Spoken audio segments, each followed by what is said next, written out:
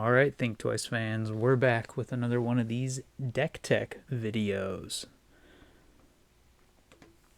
So, this deck tech is about a deck that me, one of your Think Twice hosts, Alan, has been trying to figure out how to play a new, rather popular card in multiple formats.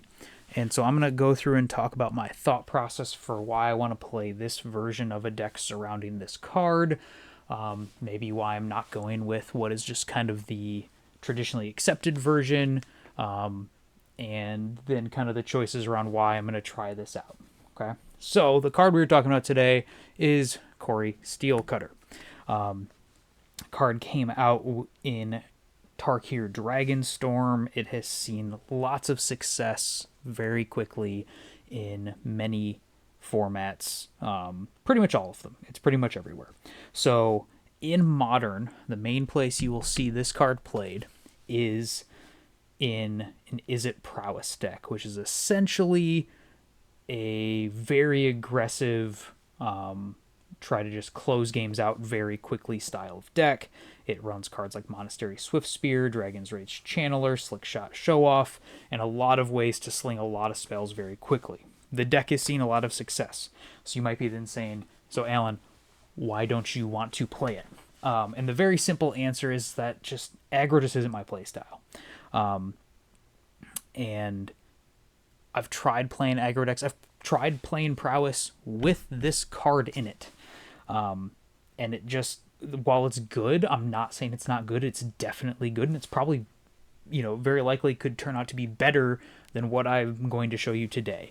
But it just doesn't fit my playstyle, so I've wanted to do something different, but I very much think the card itself has tons of potential. Okay? So, what I've been doing is I've been exploring some different ideas for where to play it. I've tried playing this card in an Izzet Wizard's shell, and kind of using it as the closer. I think in that shell you end up having to put too many slots to dedicate to this Corey Steelcutter plan in order to be able to kind of execute the more control-ish game plan and then use this as a finisher later. And so things just don't quite jive there.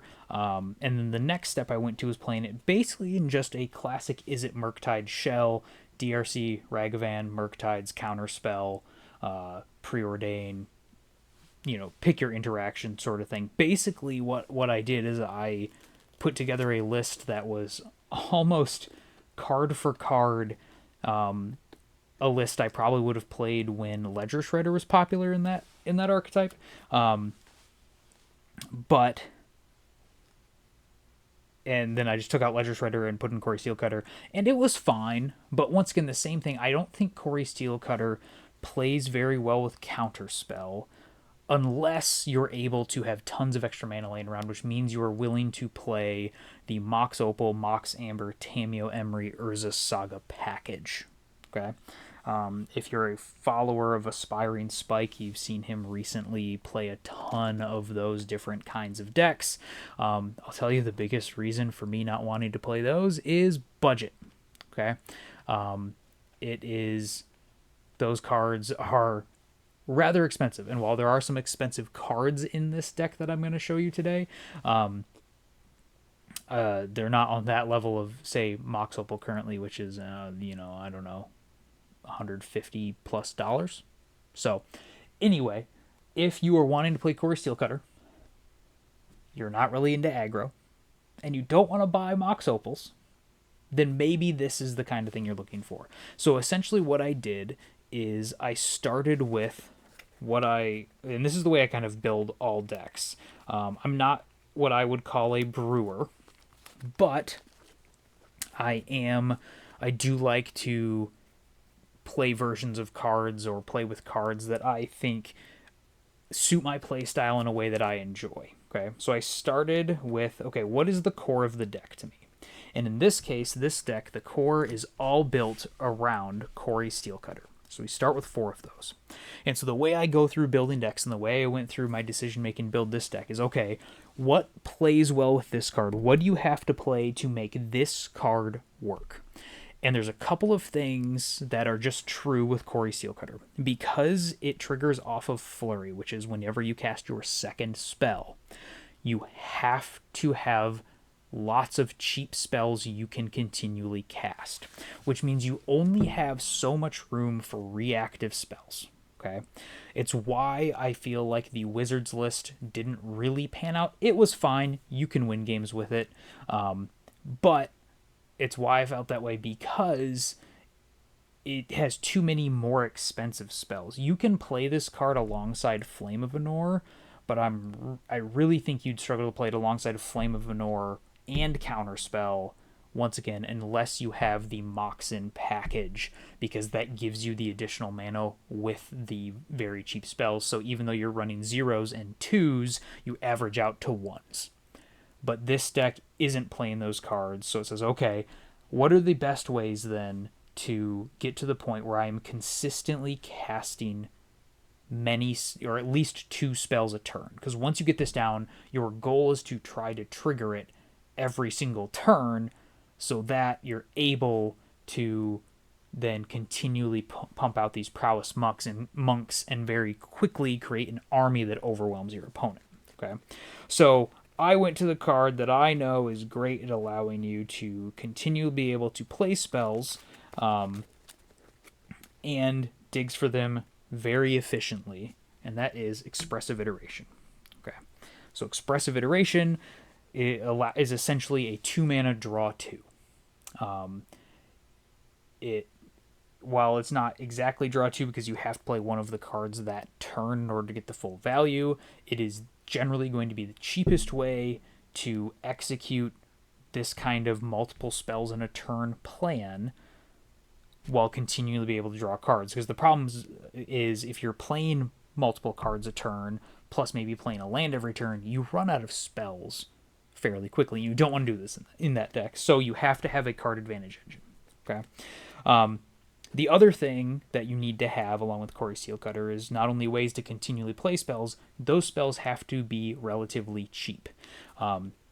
So the best friend of a Corey Steelcutter is a 0-mana spell on turn 2, so you can play the Corey Steelcutter on turn 2 and then cast a 0-mana spell that will trigger it. So we bring in Corey Steelcutter's best friend, Mishra's Bauble. If you're a fan of Modern, you know about Mishra's Bauble. Mishra's Bauble is kind of a mainstay in Modern. It is something that you will see, you will come across. 0 mana, sack it, look at the top card of the player's library during the draw card at the next turn's upkeep. So it's a delayed card draw, which is generally fine, but what you're really playing it for is the fact that it, one, replaces itself, so it's a cantrip, which helps you continue to be able to have more spells, because whenever you have a card that you can play and it replaces itself, then you're able to keep going. Okay. So also, because it's 0 mana, it's free to cast, triggers your Corey Steelcutters early and often.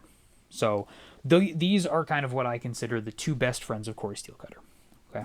The next place I need to go to is, you can't rely on a single threat because there's only 4 of these cards, so you have to have other things that you can lean on to help you win the game or get you in a position to win the game when you haven't drawn Corey Steelcutter yet.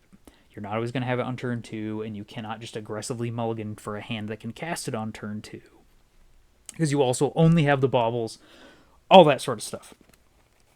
So I started thinking about other threats that also kind of fit this same mold of these cards we've already talked about. Nothing is going to be surprising here for these next 2 threats, because if you followed Izzet Murktide for the years it's been been popular, you've seen these cards. So the first one is Ragavan Nimble Pilferer. That is the sorry, I apologize.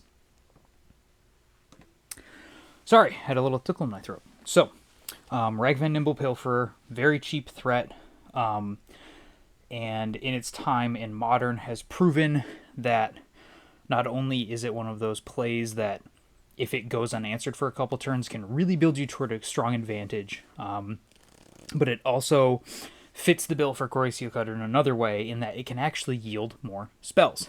Now, it's not the best synergy, because Ragavan finds the spell after combat, and you want to cast your spells before combat, so you get to take advantage of the haste on the Quarry Steel Cutter. But anyway, you'll find that the biggest advantage I find from Ragavan is the fact that if it connects, it gets you a treasure token.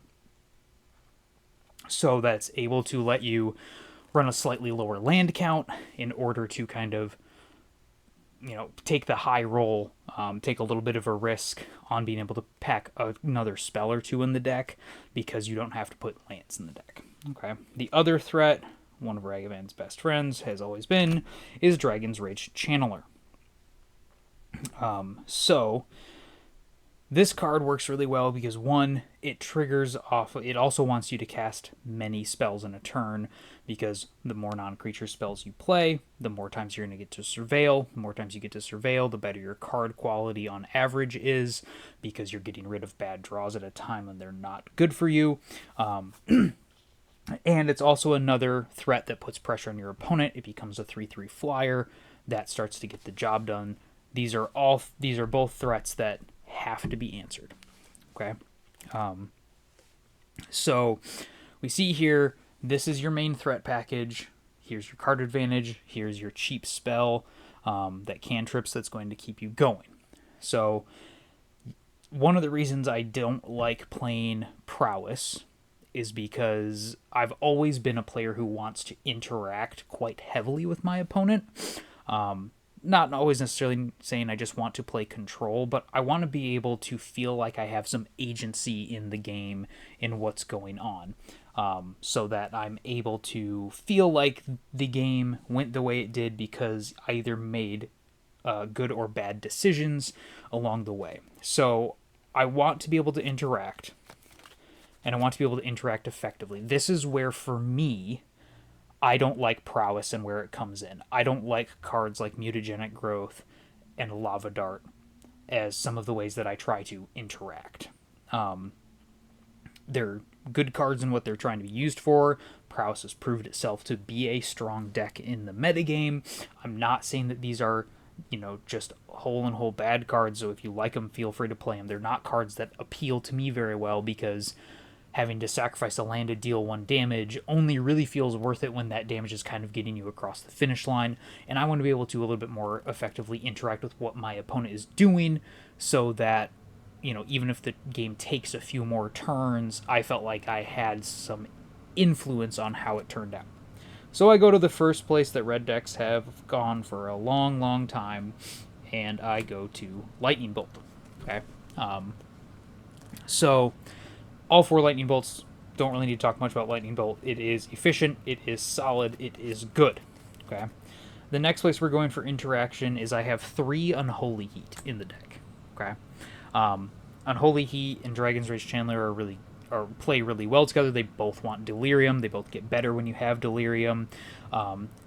This deck is really nice because, as you can see, we have 8 artifacts in the list, which is more than most Izzet decks trying to run this Delirium mini package of DRC and Unholy Heat have had for a long time. They've always only had Bauble, so we are actually a little bit more diverse in card types than a lot of decks that I've played with this kind of same sort of core, basically Izzet Murktide, have been in the past. So Unholy Heat is very easy to turn on in this deck.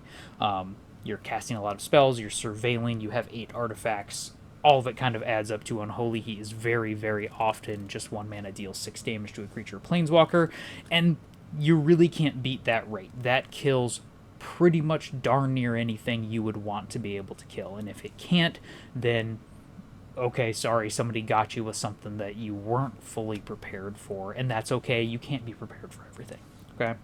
The other interaction comes in the form of 3 Spell Snares. I think Spell Snare is extremely, extremely powerful in the current Modern format. As Modern gets older and card power increases just by the nature of when you have more cards in a format, you're going to have more good cards and cards that work together. Mana costs are going to shrink down to the beginning of the curve, and so there are more 2s around, and the 2 mana cards that are out there are extremely impactful. We have things like Johnny Nikado Pariah, Goblin Bombardment, Voice of Victory, Corey Steel Cutter, Counterspell, Psychic Frog. Like, you can just keep on going. Malevolent Rumble. There's tons of cards that are key to many strategies kind of doing their thing, and they're 2 mana. Spell Snare being able to answer those at card parity and at a mana advantage for you on the draw even is huge. The other reason why I'm going with Spell Snare as my main pay mana for a counterspell, we'll get to that in just a second, is because you only have to leave up 1 mana and not 2, which makes it easier to cast spells on your turn for Corey Steelcutter and still have some way up to interact. But because often you are forcing yourself to tap out on your turn, instead of going with Counterspell, which is kind of the second stage of the evolution of this deck, the Charmeleon, if it were, if you will. I played Counterspell. In this deck, I'm just playing a full 4 Force of Negation. Okay, this card allowing you to be able to interact for 0 mana is, I think, paramount to making this style of Corey Steelcutter deck work. Okay, now I'm not going to say that I came up with the originator of trying to go with this sort of shell. Sometimes in my free time, I watch some Legacy. Don't play Legacy, but I think watching Legacy is an interesting format. I think the people that play that format just really like it. And so you get a lot of people playing cool decks, playing interactive decks, because it's not just about what is most tournament viable. And so you get to see stuff like that. I saw somebody on the 90s MTG channel. Go check them out if you want to. They do a really good job over there. And they're always putting out tons of stuff to watch, so that's really fun just to be able to have content to go through. And somebody was playing a deck very similar to this. Obviously, they don't have these 8 cards because those are not in that format, but they had Dragon's Rage Channeler, Corey Steelcutter, Force of Will, Lightning Bolt, Daze, Brainstorm, Ponder. Like, you're starting to see all the kinds of things they have, and so I was like, all right, I think I can do the same kind of thing in Modern. Will it be exactly the same? No. But we have some cards that are not available in Legacy, in Ragavan, and Iteration. So I think that this really does give this deck some legs in the way to enact the strategy in the way that I would really like. So Force of Negation allows you to say, on your turn to cast Corey Steelcutter and a Mishra's Bauble, but still have some form of interaction up to make sure you don't just lose to something, and gives you that little bit of means of kind of keeping the game going, so some more interaction there. So we got to the point then where we're starting to whittle down what we can play in the main deck. You see the cards are starting to build up. Sorry about this glare right there. Those are 4 Force of Negations. I'll move those so we can see them in some other spot. How about that? So you can see the 4 Force of Negations right there. So you're starting to get to a point where you do not have many more slots, and it's going to feel weird when I all of a sudden drop, what is this, 10? 4, 5, 6, 7, 8, 9. Yeah, 10 more cards on you. Okay. But those last 10, you have to start thinking, okay, we have to circle back and remember what is the original conceit of the deck is what makes Corey Steelcutter good. The first card I showed you after Corey Steelcutter was Expressive Iteration, because you have to be able to cast many spells and cheap spells. So, naturally, the next place we're going to go to is we are going to go to some cantrips. I have 4 Preordain. It is right now the best cantrip that doesn't have restrictions, like something like Ancient Stirrings or whatever in the game or in Modern. So it looks at up to 3 cards, and none of our other cantrips do that effectively. Okay. The other thing now is we're going back to remember we have these 2 cards that care about Delirium. We have 8 artifacts represented. We have 8 creatures represented. We have, what is that, 14 instants represented, but we only had 4 sorceries. Playing 4 Preordain gives us up to 8 sorceries, which is starting to be a good number. If you have 8 of a card type for Delirium, you're going to have a lot of success finding it pretty consistently. But I had a few more slots I wanted to go through, so I put in 3 Consider. 3 is going to come up here in a second because I was running out of slots, and it felt like it was the worst of the 3 cards that I have in here that are purely just for cast a card to find more cards. The nice thing about cantrips like this is you have a Core Steelcutter out. A Preordain often will represent 2 spells on its own because you get to look 3 cards deep as long as there's another card in the top 3 that you want to cast. You can then do that, and many of the rest of your spells are either just more churned through your deck, or they can be cast proactively like your creatures, like your Mishra's Bauble, or even like your Lightning Bolt, because Lightning Bolt always has at least one target. You can always target your opponent with it. If nothing else, then we'll give you another creature. So the only spells that in the deck so far that we have to cast in response to our opponent doing something are these 7 over here. So we've cut down a little bit on what this kind of Izzet Murktide shell was often doing. Then I started testing the deck. I was testing the deck with 2 Murktides in it. Murktide Regent has kind of always paired with some of this shell ever since Modern Horizons 2 came out, and many of these cards joined the format. What I found was that this deck is extremely, extremely hungry for cards.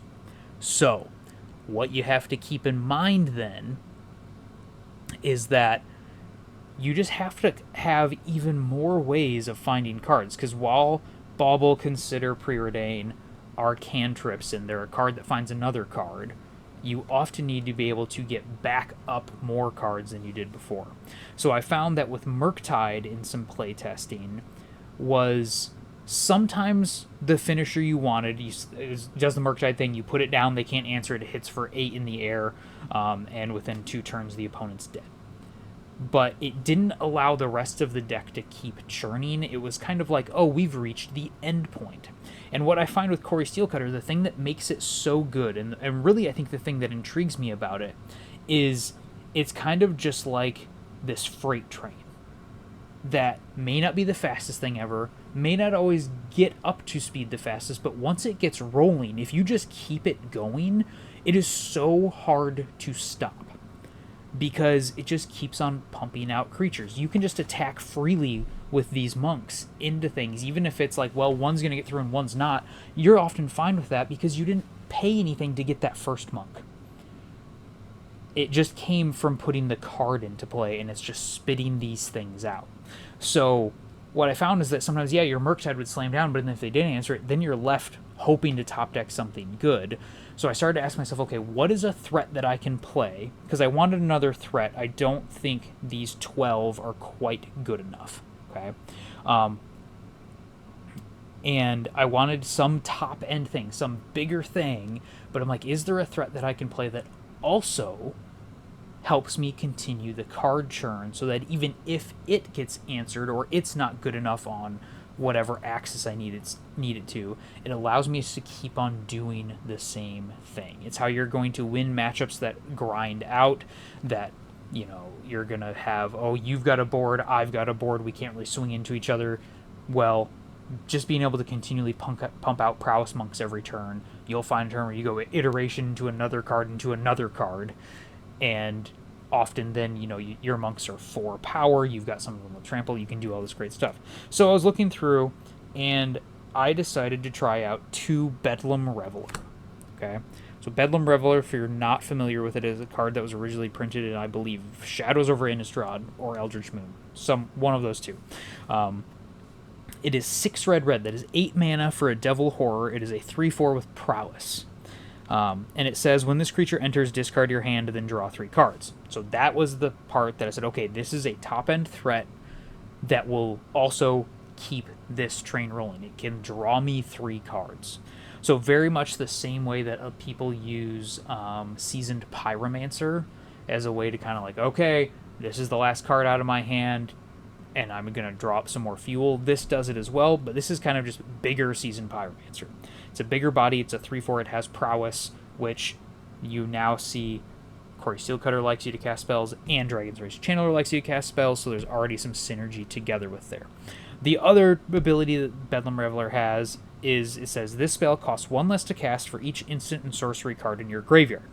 Well, as you start looking around, 3, 6, 10, 13, 17, 21, 25. There's 25 instants and sorceries that you've seen in the deck so far. That's a pretty darn good number. You're also throwing a lot of them in with Dragon's Rage Channeler, and the fact that you have Iteration, Preordain, and Consider as cantrips that you can just freely cast going to the graveyard. You don't have to sit and hope that your opponent plays stuff you want to counter in order to get enough instants and sorceries in the yard. So this deck is hungry for cards, so a lot of times you can play yourself to a point where you keep on triggering Core Steelcutter by just playing out your cards, and you get to a point where the only card you have left that is doing anything is Bedlam Reveler. You can Castle Reveler, maybe you have a dead land or something like that in your hand, you can get rid of it, or you have nothing. That's the ideal situation, is you go to a turn, you play a land, you cast Reveler, no cards left in hand, you just draw 3. That's going to allow you to keep going often because you're going to draw into more of these same spells that we've seen. So we've got a lot of cheap spells, a lot of card draw spells that'll let us keep the chain going. So this is the idea of the deck, is you're going to use cheap, efficient, strong, powerful threats backed up by triggering Core Steelcutter consistently with some cheap and effective interaction that we're going to see kind of come through here. There's one other non-land card that I put in the deck. This was a late edition. I did some testing, and originally I had an Otawara in the deck. And I cut it for 1 Sink into Stupor. Okay? So, one of the reasons I like this card is this card, because it is the modal dual-faced land, or card, is it has a spell on the front side that's not great. 3 mana to return a spell or permanent to an opponent controls its owner's hand is not great and would not be a modern playable card on its own. But because the backside is just a land that you can pay 3 life to have come in untapped, all of a sudden I get to have one more spell in my deck that doesn't reduce my land count. And so I really liked that for a couple of reasons. It was one more thing that you can do to help keep all of this churn going. It can get a problem out of the way. It allows you to have one more card you can pitch to Force of Negation. It's an instant or sorcery that you can surveil or cast that then works for Bedlam Reveler in the yard. All of these things work together nicely in order to kind of build up to a decision that I was very happy with. Serves the very similar role to Otawara. It just kind of temporarily gets rid of something, but being an instant or sorcery and a blue card really kind of plays well with many of the things that are already in the deck. Okay, so those are the non-land cards in the main deck. Hopefully you can see where a lot of this makes sense. You've got threat packages in Dragon's Rage Channeler and Core Steelcutter, with your top end being Bedlam Reveler for when the game goes long. You don't want very many of these because that's only in certain situations. You don't want it rotting in your hand. You always want to be able to play your cards. You have cheap and effective interaction, and then just ways to continually draw your cards. And as you can see, we've got a good number of instants, a good number of sorceries, solid number of artifacts, 10 creatures. So you have a wide range of types, and when you factor in lands, you've got 5 different types to make Delirium, and you have at least 8 of all of them. And so that is something that I found is Delirium is very quick to happen in this deck. You're casting so many cards, you're often triggering DRC, types of things happen here. Okay, so next we're going to move to the lands. Okay, already talked about Sink into Stupor, so that one's just going to sit here. Often when I'm playing these cards, I think of them as lands, and so I count them as lands in my build and not as spells. So even though the front side, the default side of the card, is a land, or is a spell, I think of it as a land that has a second mode as a spell, not a spell that has a second mode as a land. Maybe some people approach it differently. They want, to like, well, I want X number of lands, but I'd really like to play one more just in case. I'd kind of go the opposite direction. I think of this in my head as a land first, and then it just happens to be that, if I drew a land that I didn't need, it becomes a spell that then is more useful for some of those things. So the biggest thing to talk about in the mana base here, I think there's 2 aspects to talk about here. And that is how many lands to play, and kind of the array of which lands do those become. So the first place I start in a deck like this is I worry about which mana producing lands do I want first. So I started with Spirebluff Canal. It's essentially Volcanic Island for the first 3 turns of the game. You're perfectly happy drawing it. You get to play something like Spirebluff Canal, which Prowess doesn't get to play because they need a bunch of mountains to be able to sack a Lava Dart. And this is an upside to that, is it's painless. I don't have to fetch for it. It's a dual land that just comes in untapped and you're good to go. You have a pretty even array of 1-mana spells being red or blue that I don't like the blue-red Verge because it comes in as red as the default, and so a lot of times you might be on a 1-land hand and you need to be able to cast those cantrips to find land number 2, and Riverpire Verge can't do that. So that's one thing you need to watch out for with the Verges, is making sure you're keeping track of what is the color that this land comes in producing, and is that the color I need early, versus just, oh, it's just purely a dual land. Compare that to like the Dimir decks often will play the blue-black Verge that starts on blue, gains black. That is better for those decks because of things like cantrips. So we start with Spirebluff Canal. You got to have some fetchable lands. So I run 2 Steam Vents. I don't think you need to run many more than this because you don't want to have that many lands in play with this deck. You know, like 3 or 4 is really the max, and you can operate well on 2 or 3. So you don't need to run like 4 Steam Vents to make sure you can always cast your spells. 2 is going to be enough because you're going to be running fetches to find them as well. One of the tricks of Modern these days is you have to know how many Surveil lands do I play. In another deck I'll talk about in an upcoming video, that's my Izzet Wizards build. I'll probably run 3 Surveil lands. I've been tempted to run up to 4 in decks before. And so, like, if you're a little bit slower, they become more valuable. This deck is trying to be fast. It's going to be using a lot of mana consistently on every turn, so you don't have as many opportunities for tapped lands. So I'm just running 1 Thundering Falls. I don't know if there's a Modern deck that should not run at least one of these. They are so useful, so good. They've changed my default heuristic for what do I do on turn 1, especially when playing with cantrips. And I think it is just almost always better to get a Surveil land unless you have to do something right then and there, in comparison to, casting a cantrip, for instance, on your opponent's end step before you go to your second turn. Just get a Surveil land. It's like you're doing the same thing, and you still have the spell in hand, which is important in this deck because you want the spells in hand once the Quarry Steel Cutter is in play, so you can continuously trigger it. The other thing I do then is I just look at what basics I want to play. You don't have a ton more spots for lands. When you include the Sink into Stupor, I believe this deck is running 17. I'll confirm in a second when we get all of these laid out here. And I don't have double pips of anything early in the curve. Technically, Force of Negation and Sink into Stupor are double blue. Those are 3 drops, and they also all have a secondary mode that we're probably thinking of using them for first.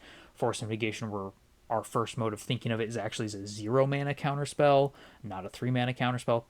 Paying 3 mana for it is the backup mode, so I'm not as worried about that. And so unlike a deck where I would run counterspell, just truly 2-mana blue counterspell, where I would run only islands as basics, I would want all of my lands to produce blue if I could pull it off. This time I'm just running 1 island, 1 mountain.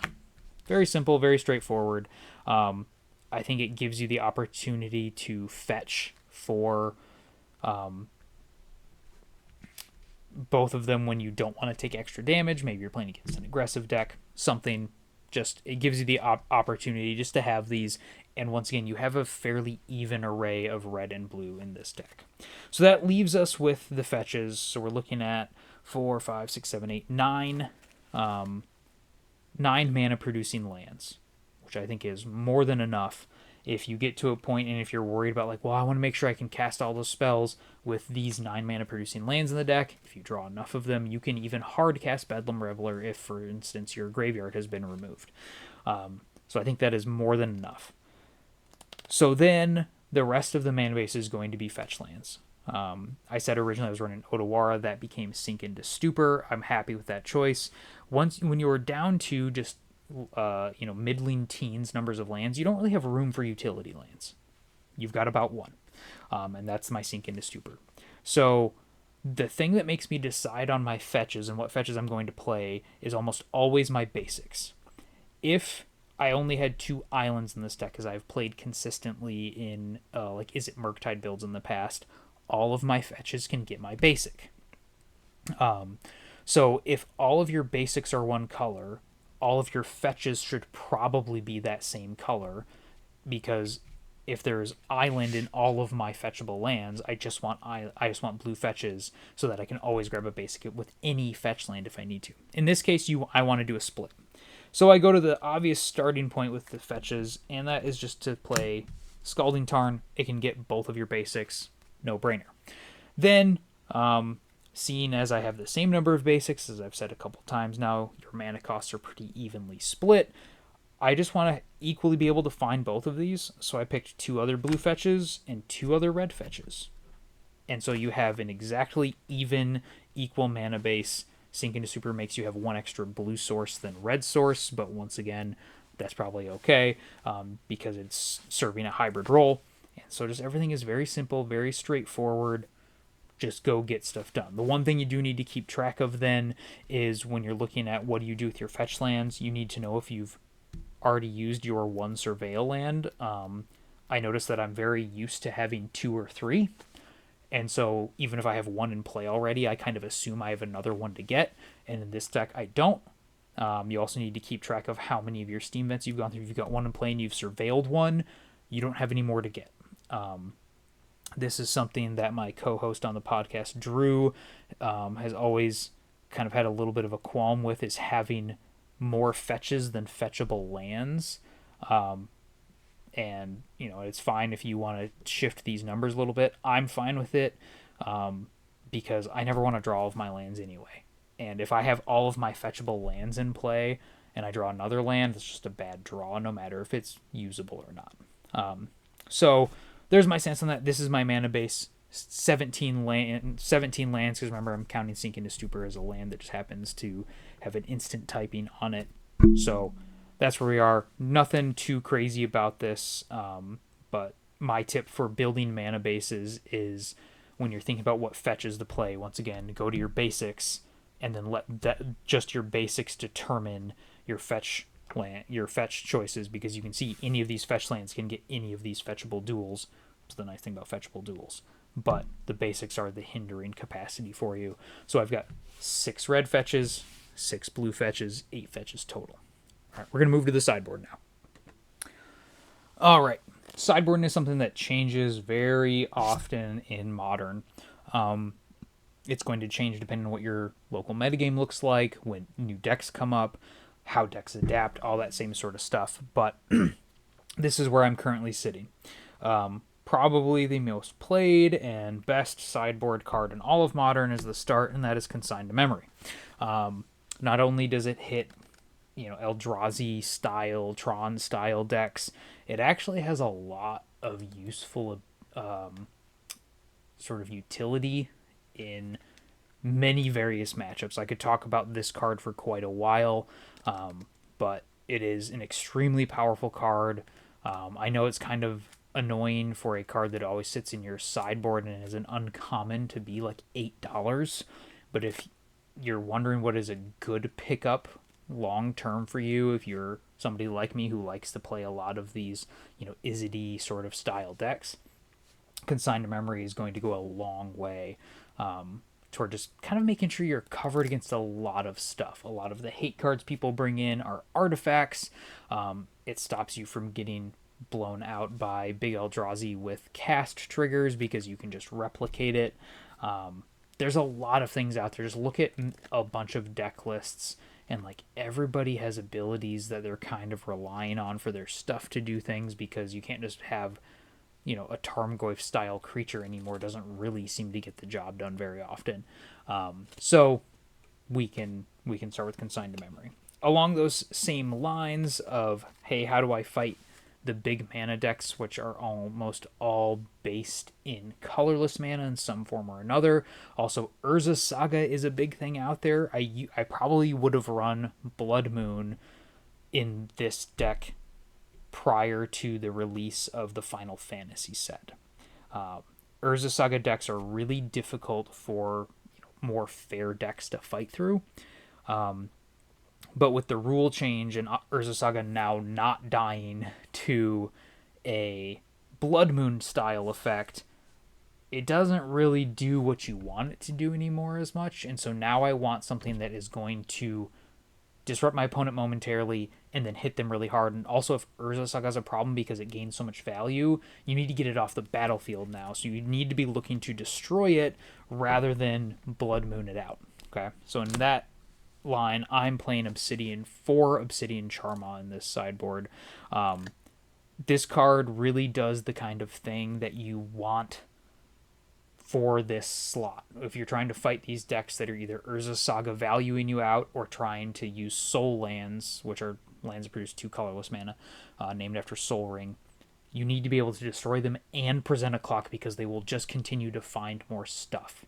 So Charma does that really well. It can often come down as 3 or sometimes even 2 mana, which is like huge to get a 4/4 flyer that puts your opponent back a step. And so if your opponent has 2 lands that can produce colorless mana and you're on the play, you can just turn 3 this, put them back an entire land and keep going. So I really like it, and I think it fits well for what we're trying to do here. You can also power it out even faster because you have Ragavan, and Ragavan is fantastic in those style of matchups. So then there's a couple other things we need to consider. I usually like to have some sort of graveyard hate. So essentially, like, the way I build sideboards is I try to think of things hitting categories of decks. It is very difficult, in my opinion, to be able to target specific decks and then still be prepared for other things. Where I play and the level at which I play, I have to be prepared for a wide variety of stuff. And it's not just always the top 3 decks on MTG Goldfish that I'm going to play against. So I think, okay, how do I fight big/abusive mana? There's my Obsidian Charma. Consigned to Memory is almost kind of a default 4 of just at the start of any blue-based sideboard that I build these days. Because, as I said, it is so ubiquitous. It's not just for Eldrazi. It's just, there's a lot of things where this just comes in. It's great against Belcher, for instance. So like there's a lot of different styles of decks that you should consider bringing in some number of those. So another category of cards I consider is graveyard hate, or graveyard decks. So I want to have some of that. A big one against this deck is Flage. You need to be able to deal with Flage. The best way to deal with Flage is to get it out of the graveyard. It has to sit there in order for it to gain its best value. You can deal with the Lightning Helix half because there's paying 3 mana for a Lightning Helix. You can beat that.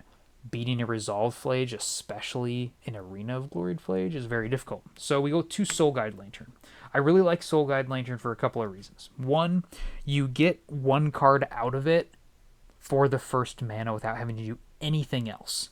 So one of the nice ways that Soul Guide Lantern plays is, say, for instance, against a Flage or something similar, you can play it, you get the card you're worried about, but then it can sit there for a while if you need it to kind of just be a check on you can't do anything else graveyard based because I've taken that out. I played against a Goryo's Vengeance deck a few weeks ago, and I had a Soul Guide Lantern in play, and like on one of their turns they had discarded one of the things they wanted to reanimate. I played a Soul Guide Lantern, got rid of that, and then it could just sit there as saying you can't use that strategy until you find an answer to this, or you have to try to do it twice. Bought me a lot of time against that deck.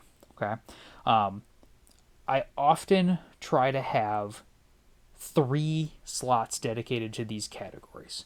I'll talk about one that I'm kind of not really hitting the same way that I might normally, and we'll get to that here in just a second. But so I actually do have a third side or graveyard card that I'm putting in, and this is 1 Surgical Extraction.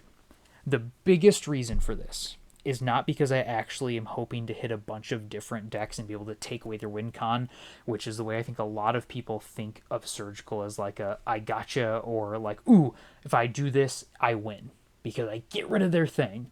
Most decks have more than one single thing that they can lean on to win.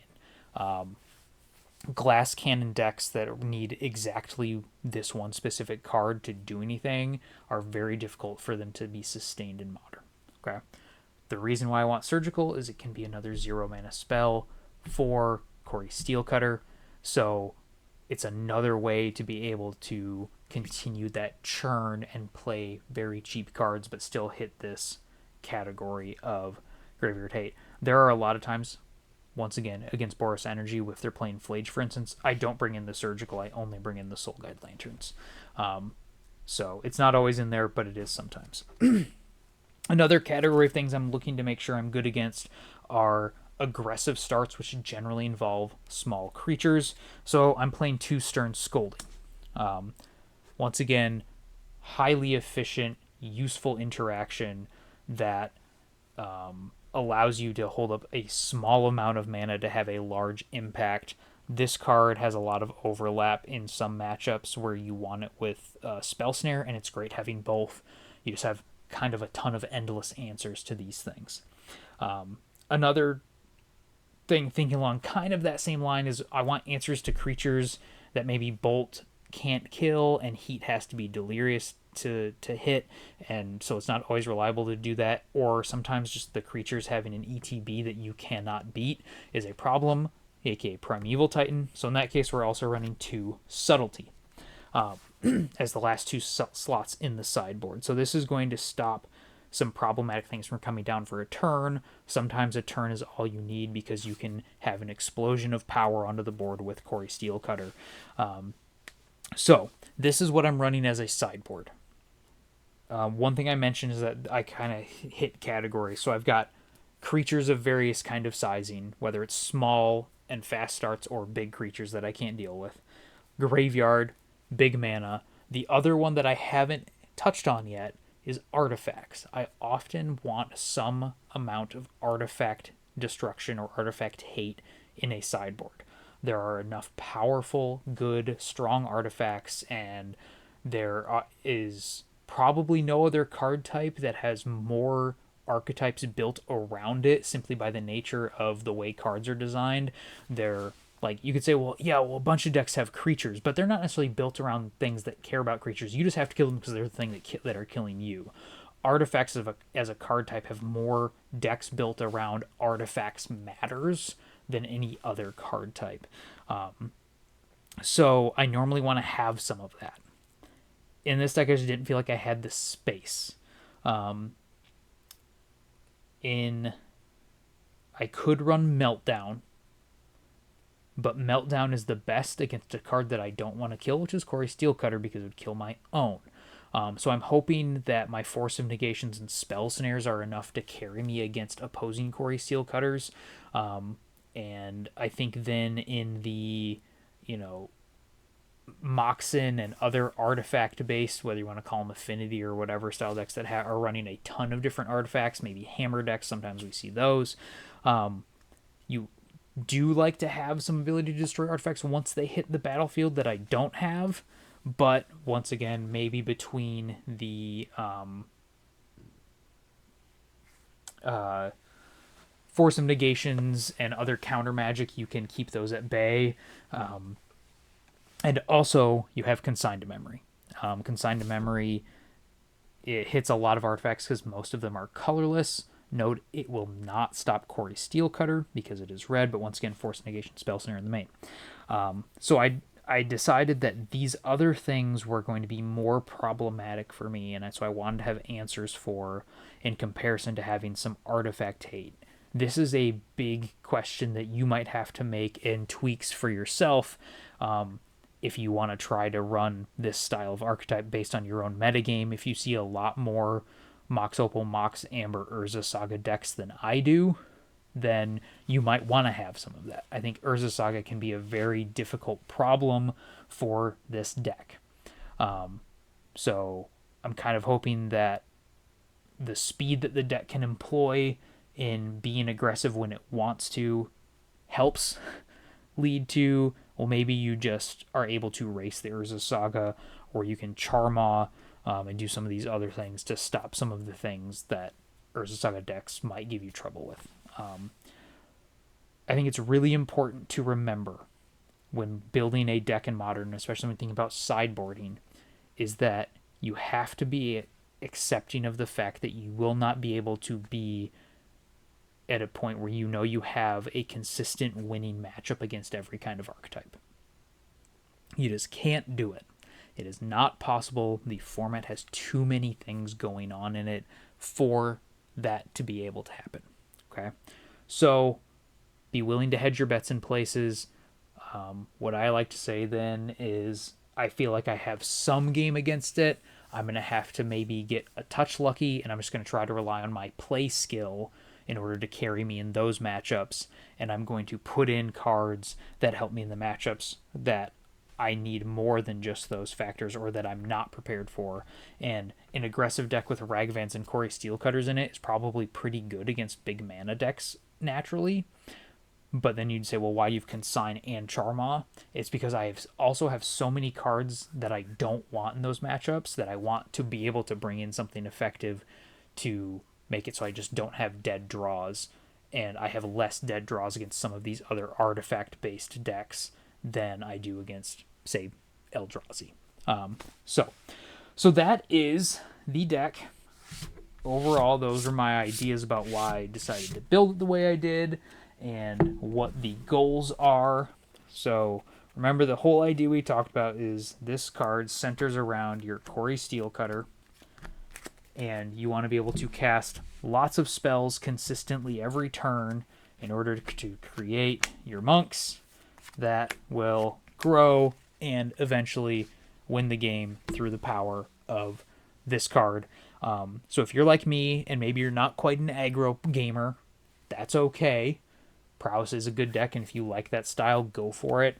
But if you're like me and you want to be able to have a little bit more interaction, a little bit more feeling of I have some flexibility in how I go about approaching each and every game and matchup, then maybe give this one a shot, especially if you're in the same camp as me and you don't own Mox Opals and don't really want to drop $600 on them.